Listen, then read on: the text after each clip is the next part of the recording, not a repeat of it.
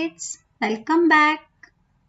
बच्चों, आप सभी ने बहुत सारे पक्षी देखे होंगे, जैसे मोर, तोता, चिड़िया, मैना, कबूतर।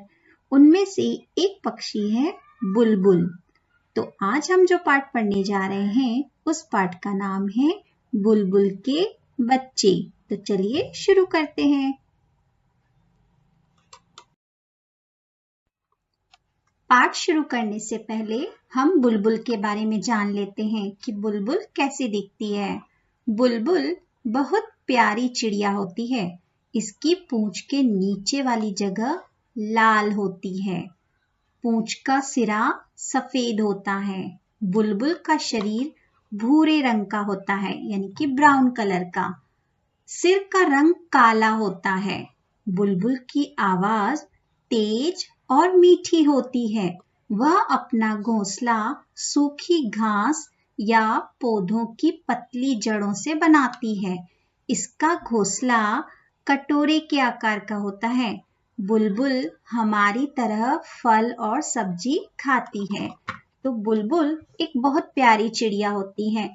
इसके पूंछ के नीचे वाली जगह लाल रंग की होती है। पूंछ का सिरा सफेद और इसका पूरा शरीर भूरे रंग का होता है। सिर का रंग काला होता है। इसकी आवाज तेज और मीठी होती है।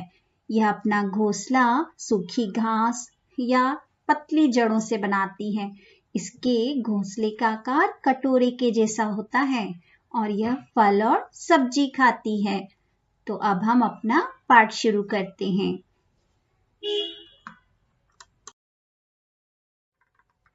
आप सभी को भी मेरे साथ रीडिंग करनी है। अपनी अपनी गुंजन पाठमाला निकालिए। Page number 72।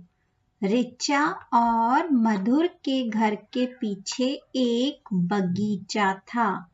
बगीचे में आम, आड़ू, नीम और अमरूद के कुछ वृक्ष थे। तरह तरह के पक्षी उन पेड़ों पर आकर बैठते थे। रिचा और मधुर दो बच्चे हैं।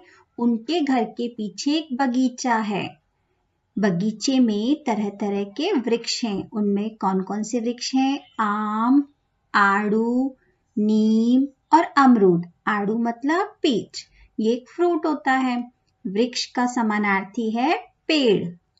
तरह तरह के पक्षी उन पेड़ों पर आकर बैठते थे।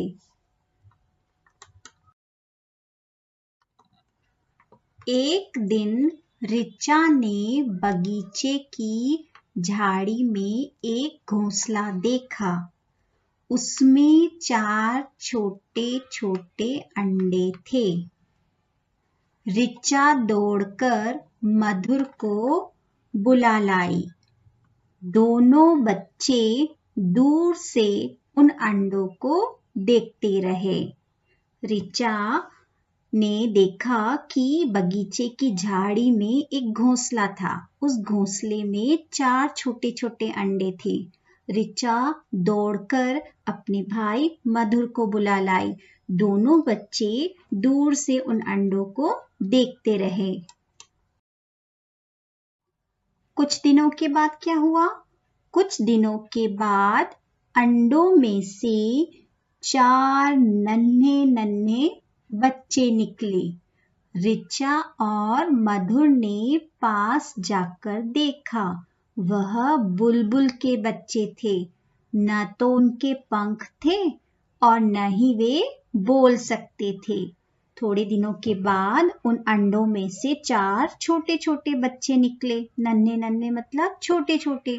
रिचा और मधुर ने पास जाकर देखा कि वे बुलबुल के बच्चे थे, पर उनके तो पंख भी नहीं थे और न ही वे बोल सकते थे। Page number 73। 2-3 दिन बाद बुलबुल के बच्चों की धीमी धीमी आवाज सुनाई देने लगी। रिचा घोंसले की ओर गई। उसने देखा कि माँ बुलबुल अपने बच्चों को खाना खिला रही थी।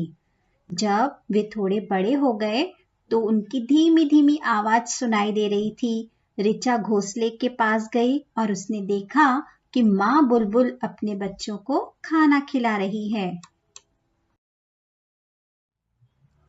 चारों बच्चे अपने नन्हे नन्हे मुंह खोले कोशिश कर रहे थे कि उन्हें खाना जल्दी मिले। बुलबुल एक लंबा कीड़ा अपनी चोंच में उठाकर लाई थी। वह उसके टुकड़े कर बच्चों के मुंह में डाल रही थी। ऋचा यह सब देखती रही। वो चारों बच्चे अपने छोटे छोटे मुंह खोले कोशिश कर रहे थे कि उन्हें जल्दी से जल्दी खाना मिले।